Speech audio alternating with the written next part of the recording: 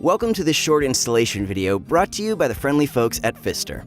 Here, we will demonstrate how to replace the hot and cold cartridges on your widespread bathroom faucet. To begin, be sure to turn off the water supply to your faucet.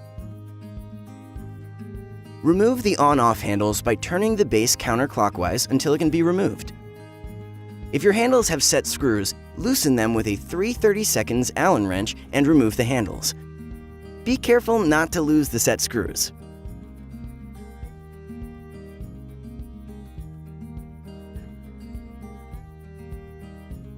Use a pair of pliers to grab the retainer nut and turn it counterclockwise until it can be loosened by hand.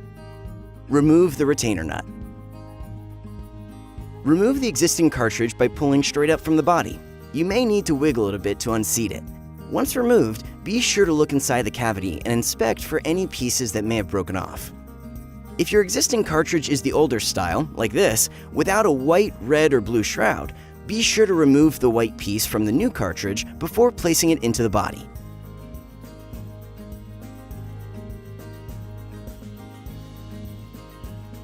Insert the new cartridge into the body and rotate gently to ensure it's properly seated.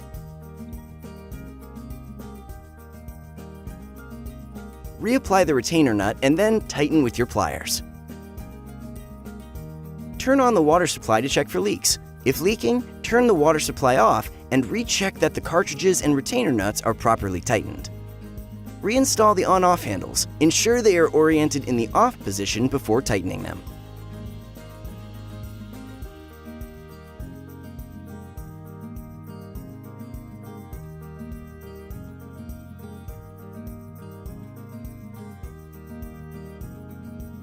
Test your faucet to ensure all components are working properly.